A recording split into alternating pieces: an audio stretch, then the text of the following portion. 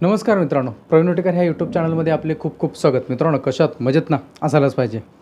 आज आपण महाराष्ट्र राज्य सुरक्षा रक्षक श्रम कामगार संघटना संस्थापक अध्यक्ष संजयदादा पाटील आज यांना भेटणार. दादा नमस्कार, माझ्या चॅनलमध्ये स्वागत आपलं. आणि दादांनी पत्रव्यवहार संपूर्ण महाराष्ट्रातल्या जिल्हा सुरक्षा रक्षक मंडळामध्ये पगारवाढी संदर्भामध्ये केलेत. आणि मध्यंतरी माझ्याकडे फक्त 1-2च किंवा 3 जिल्ह्यांचेच माझ्याकडे पत्र ते पोचली होती. तेवढीच मी त्याची जी बातमी असेल ती बातमी केली होती. परंतु दादांनी सगळ्याच जिल्हा सुरक्षा रक्षक मंडळ आहेत, जिथे जिथे असे तिथे पोचवलेले आहेत, पत्रव्यवहार केलेले आहेत. मागणी जी आहे पगारवाढीची ती मागणी केलेली आहे. तर आता आपण प्रथमतः बरेचसेच प्रश्न आहेत आपले, आर्टिकल शूज या संदर्भामध्ये पण आहेत. लोकांना ESIC नोंद कशी करायची अजून माहिती नाही, त्याची नोंदणीची माहिती कशी घ्यायची. ESIC चालू झाली आता, आपल्या सुपरवायझर ESO सगळे त्याच्यामध्ये बसलेत कक्षेमध्ये. आणि आपलं आर्टिकल्स वगैरे जे काय आहेत त्याच्याविषयी आपण चर्चा करणार. दादा प्रथमतः आपल्या चॅनलमध्ये स्वागत. आणि सुरक्षा रक्षकांना जे पगारवाढ सगळ्यात जिव्हाळीचा प्रश्न पडलेला आहे की पगारवाढ बाबा ती कधी होणार आणि किती होणार आणि कशी होणार. तर आपण कोणत्या कोणत्या जिल्ह्यामध्ये केलेत आणि कशा पद्धतीने ही थोडीशी आम्हाला आमच्या प्रेक्षकांना माहिती सांगा. नमस्कार, मी संजय पाटील, संस्थापक अध्यक्ष महाराष्ट्र राज्य सुरक्षा रक्षक श्रम कामगार युनियन. प्रवीण वेटेकर साहेबांचं चॅनल म्हणजे प्रत्येक सुरक्षा रक्षक असा इच्छुक असतो की आज काहीतरी गुड न्यूज येणार.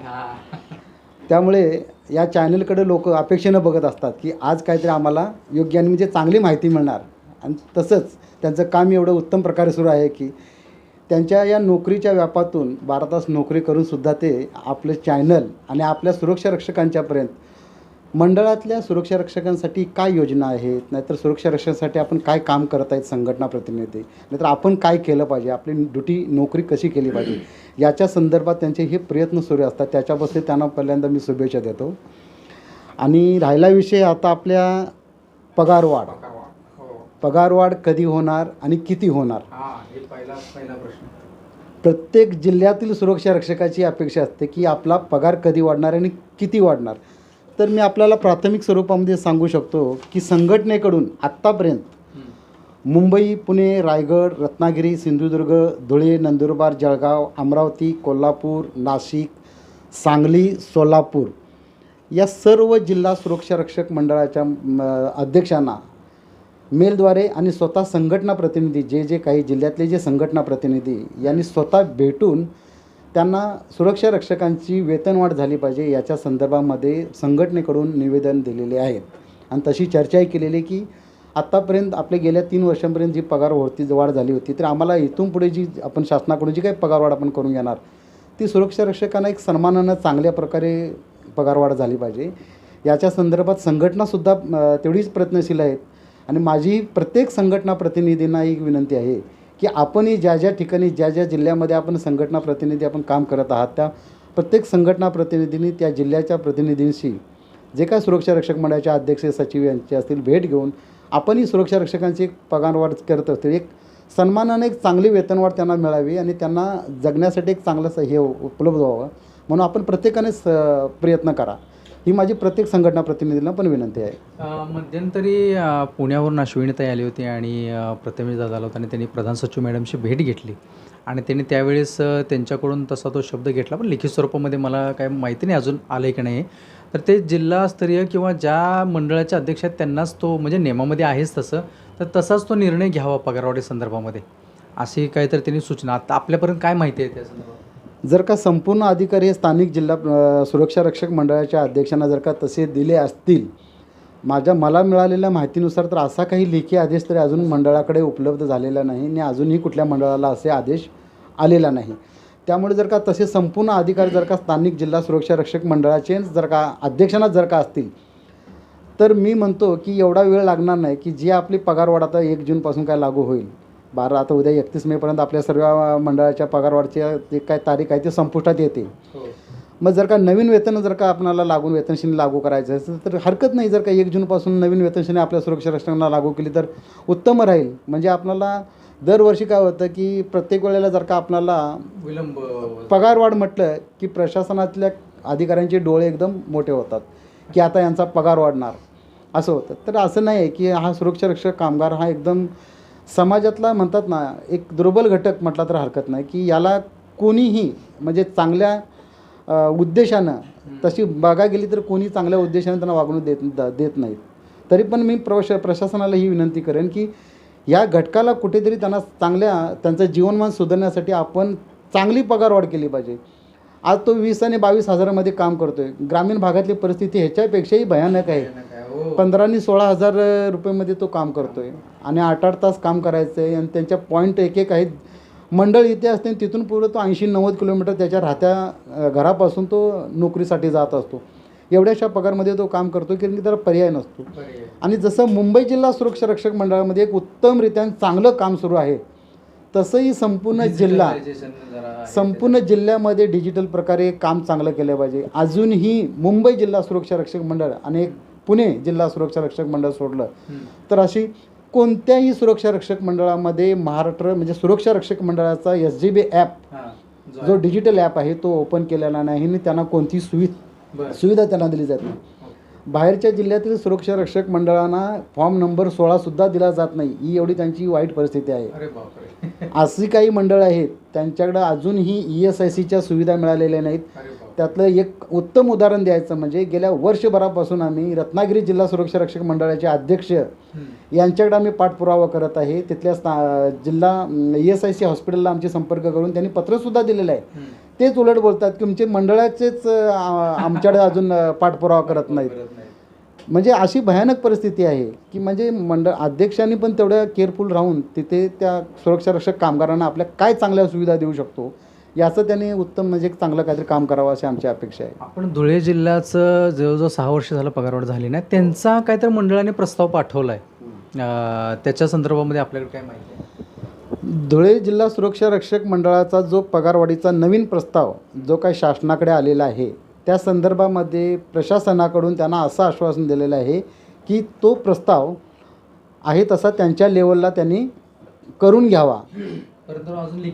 परंतु लिखित स्वरूपामध्ये प्रशासनाकडे अशी कोणती प्रशासनानं अशी जिल्हा सुरक्षा रक्षक मंडळाकडे माहिती दिली नाही. तर जर का माहिती दिली तर संपूर्ण जिल्हा सुरक्षा रक्षक मंडळासाठी एक शासन आदेश काढला तर हरकत नाही की सर्व जिल्हा सुरक्षा रक्षक मंडळाच्या अध्यक्षांनी त्यांच्या स्थानिक लेवलला त्यांनी स्वतः हे निर्णय घेऊन मंडळाच्या सुरक्षा रक्षकांची पगारवाढ करण्यासाठी काही हरकत नाही. असा जर का असा एखादा काय आदेश शासनाकडनं जर का कामगार विभागाकडनं जर का जिल्हा सुरक्षा रक्षक मंडळानं आला तर त्याचं उत्तम म्हणजे एक चांगलं निर्णय होईल अशी आमची अपेक्षा आहे. नाही नक्कीच. आता आपण पुढे जाऊया. आपल्याला जे आर्टिकल्स आणि शूज आहेत सुरक्षा रक्षक मंडळामध्ये मिळणारे जे शूज आहेत ते मध्यंतरी म्हणजे पाठीमागे चांगले होते परंतु आत्ता काही चांगले भेटत नाहीत आणि शूजमध्ये पण आहे म्हणजे सेफ्टी शूज आहेत आणि ऑफिशियली ते चालत नाहीत. आणि मध्यंतरी मी पण एक व्हिडिओ बनवला होता की बाबा पोलिसांना आता स्पोर्ट्स शूज द्याने प्रायोगिक तत्वावरती त्यांनी चालू केलं आहे. तर काही असं नवीन स्पोर्ट्स शूजसारखं म्हणजे ब्लॅक स्पोर्ट्स शूज आहेत आणि चांगले पण आहेत. त्यांना धावतासुद्धा येईल. पायामध्ये चांगले आहेत. पाय सुजणार नाही आहेत. तुमची स्किन आहे पायाची तीसुद्धा खराब होणार नाही. ह्याची सगळी उत्तम काळजी घेतलेले ते शूज आहेत. तर असे काय शूज आपल्याला किंवा असं काय आपण मागणी आहे आर्टिकल संदर्भामध्ये फक्त शूज नाही आर्टिकल संदर्भामध्ये आपण असे काय करताय? आत्ता मंडळातील ज्या सुरक्षा रक्षकांना शूज दिले जातात ते शूज आपण बघायला गेलं तर ते शूज बांधकाम कामगार वापरतात आणि ते बांधकाम कामगारांना दिले जाणारे शूज हे आपल्या सुरक्षा रक्षक कामगारांना दिले जातात ना, हे योग्य नाही आहे. आमची अपेक्षा अशी आहे की सुरक्षा रक्षकांना एक चांगला शूज असावा. याच्या आधी आम्हाला माहिती होतं की 2005च्या आधी लालबागला बाटाचं शोरूम होतं. आम्हाला तिथं मंडळाकडून एक पावती दिली जायची आणि आम्ही तिथून शूज जाऊन घेतले जायचे. असं काहीतरी दिलं तर तुम्हाला चांगलं होईल. परंतु हे मंडळाकडून सध्या दिलेले शूज हे त्याचं वजनच बघायला गेला तर नाही म्हटलं तर 1 किलो वजन आहे. जास्त असणार 1 किलोपेक्षाही जास्ती आहे आणि तेवढं वजन घेऊन तो सुरक्षा रक्षक काम करतो. सुरक्षा रक्षक आज काम करतो ते कुठे कारखान्यामध्ये कमी आहे परंतु आता सध्या कॉर्पोरेट युग असल्यानंतर कॉर्पोरेटमध्ये सध्या सुरक्षा रक्षकांची संख्या खूप जास्ती आहे. जर का मंडळाने विचार केला तर पोलिसांना कसे स्पोर्ट्स शूज दिलेले आहेत त्यांची ड्युटी स्टँडिंग आहे बोलतो म्हणून त्यांना दिले. त्यांना पायांना त्रास होऊ नये. त्यांच्या काही लोकांचे वजन वाढलेलं असते त्यामुळे त्यांच्या गुडघ्यांना त्रास होतो. अशा पद्धतीने आपले सुरक्षा रक्षकपणे आपले 81चं मंडळ आहे. 45 वर्ष झालेले आहेत. आपले पण सुरक्षा रक्षक आज जे काही जुने सुरक्षा रक्षक आहेत 45-50 वर्ष क्रॉस केलेले आहेत. जर का मंडळाने एक चांगला विचार करून त्यांच्या शूज हे तात्काळ बदली करावं याच्यासाठी आम्ही पण त्यांना पत्र दिलेलं आहे आणि इथून पुढे त्याचा पाठपुरावा करण्यासाठी पुन्हा एकदा शूजचे म्हणजे एक सॅम्पल घेऊन मंडळाला दाखवले जाणार की बाबा अशा पद्धतीने सुरक्षा रक्षकांना तुम्ही शूज द्या, जेणेकरून त्यांना एक चांगलं त्या ड्रेस गणवेश खाकी दिलेला आहे, त्या गणवेशावरती दिसायला पण चांगले दिसेल आणि त्यांना तो मेन म्हणजे एवढं हेवी शूज वापरायचा त्रास होणार नाही, की चांगले शूज वापरले जाते त्यांना असं आहे. आणि नवीन अजूनपर्यंत काढलेलंच नाही. नाही, जुनं जे आहे ते संपलेलं आहे सर्व. आता मुंबई मंडळाची वार्ता चालू आहे, मुंबईमध्ये सर्व संपलेलं आहे, नवीन टेंडर काढणार आहे. तर आपण त्याचा पाठपुरावा करून आर्टिकल्स जे आहेत इतर आर्टिकल्स सुद्धा ते चांगलं लायनर असू देत, कॅप असू देत, तुमचे बॅच असू देत. जर का लायनरचा विचार केला तर लायनर तर विचार नका, कुणाला पिवळे आहेत, कुणाला निळे दिलेले आहेत, कोण खाकी बोलतात, असं न करता त्यांना एक समानाने चांगले द्यायला पाहिजे या आर्टिकल्स. दुसरी गोष्ट ती कॅप आहे, ते कॅपला दिलेला जो सुरक्षा रक्षक मंडळाचा लोगो आहे, तो एकदा जर का तुम्ही कॅप धुतली तर तो लोगोच निघून जातो. असा लोगो द्या की जेणेकरून कॅप अशी चांगली असावी. पहिल्यांदा सांगितलं होतं की पी कॅप की आपल्यासाठी नव्हती, ती किट दिलं होतं, त्या किटमधून दिली होती ती, म्हणजे सुरक्षा रक्षक उन्हात काम करतोय म्हणून त्याला ऊन लागू नये म्हणून पी कॅप दिली होती. ही पी कॅप काय आपली ड्युटीसाठी नाही आहे, लक्षात घ्या. आपल्याला जी दिली होती सुरक्षा रक्षक मंडळाची पहिल्यापासून कॅप आहे ती गांधी कॅप आहे. गांधी कॅप दिसते चांगले. तुम्ही गणवेशावरती, मी तर सर्वांना रिक्वेस्ट करतो की बाबा तुम्ही आपल्या गणवेशामध्ये शक्यतो गांधी कॅप वापरा, खूप चांगली दिसते ती. आपल्या गणवेशावरती पण चांगली उठून दिसते.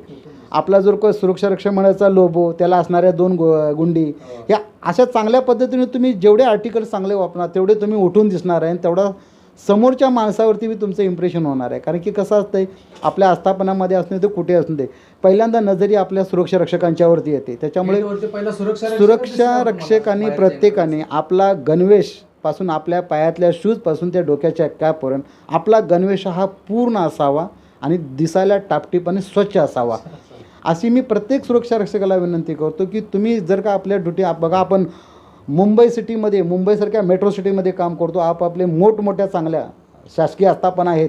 मुंबई मेट्रोसारखी आस्थापना आहे, टाटा TCS सारखी मोठी आस्थापना आपल्याकडे, मुंबई महानगरपालिकासारख्या मोठमोठ्या आस्थापना आहेत, मुंबई एअरपोर्टसारख्या आपल्याकडे आस्थापना आहेत. येथे आपण जे काही कामं करतो, आपल्या प्रत्येक सुरक्षा रक्षक एकदम टापटीप राहावं, आपली समोरच्या माणसावरती छाप पडली पाहिजे की बाबा आपल्याला.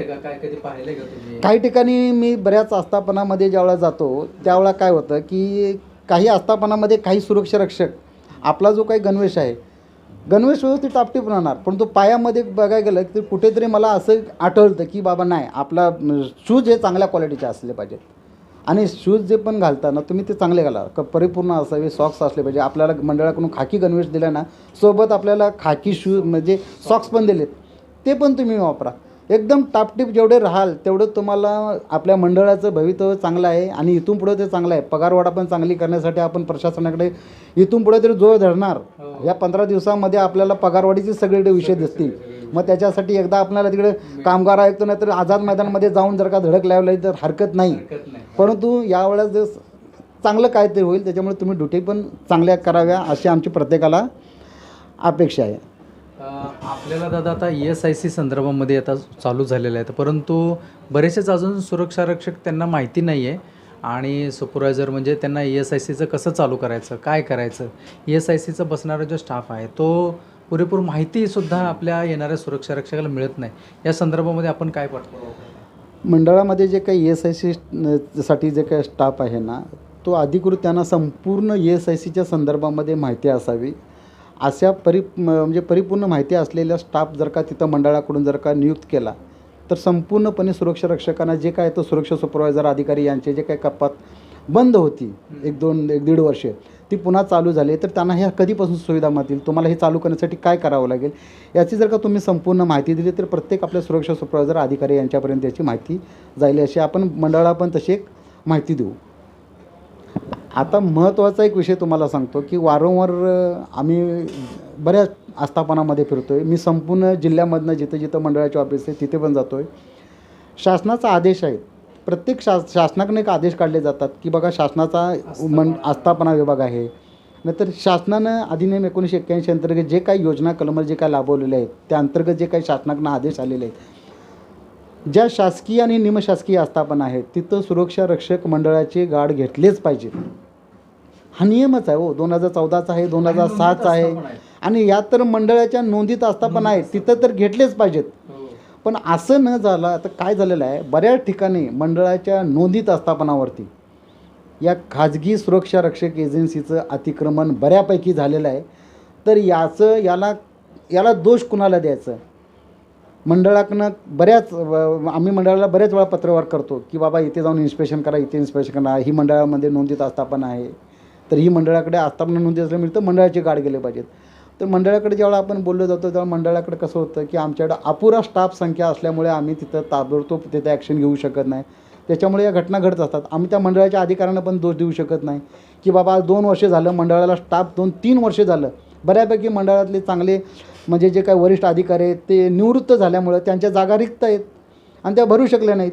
याच्यामुळे हा निष्काळजीपणा होतो आहे. त्याच्यामुळे प्रशासनाने ही तात्काळ याच्यावरती काहीतरी तोडगा काढून प्रत्येक मंडळाला तुम्ही आकृतीबंधप्रमाणे जो काय आता हे भरती प्रक्रिया सुरू करणार आहे त्याप्रमाणे ते प्रत्येक मंडळाला तुम्ही नियोजित केल्याप्रमाणे तात्काळ त्यांना स्टाफ पुरवला तर मंडळाच्या ज्या काय रजिस्टर आस्थापनावरती या खाजगी एजन्सीचं जे काय अतिक्रमण होत आहे ते थांबलं जाईल आणि रोजगार वाढला जाईल. आज विचार करा 45 वर्षामध्ये आज आपण 22,000मध्ये अडकलो आहे. गेल्या 45 अजून मी तर म्हणतो किमान हा स्टाफ मुंबई बोर्डाचा स्टाफ हा किमान 3 लाखाच्या वर गेला पाहिजे होता आकडा. विचार करा आज 3 लाखाच्या वर आकडा गेला पाहिजे होता की नोंदीत आस्थापना जर आपल्या 3,500 होत्या त्या आज 1000च्या आत आलेत.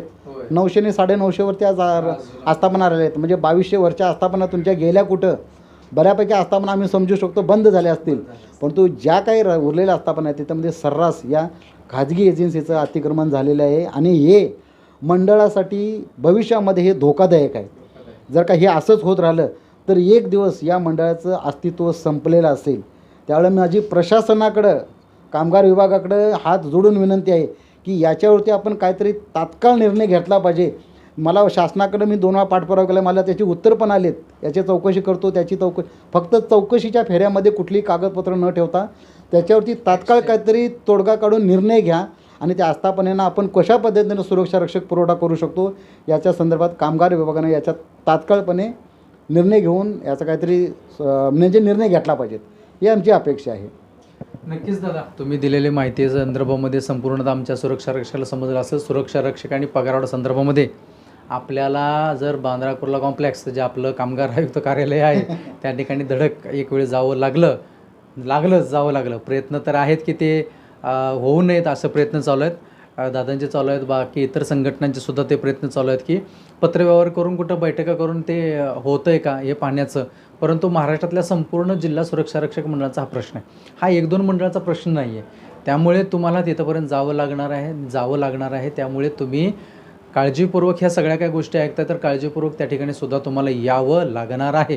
तुर्तास थांबूया आपण. व्हिडिओ आवडल्यास लाईक करा, शेअर करा, चॅनल सबस्क्राईब करायला विसरू नका. जाता भेटूच आपण पुढील व्हिडिओमध्ये. तोपर्यंत आपली काळजी घ्या. दादा नमस्कार तुम्हाला. तुम्ही संपूर्णतः माहिती दिली त्याबद्दल पुन्हा एक वेळ आपलं धन्यवाद.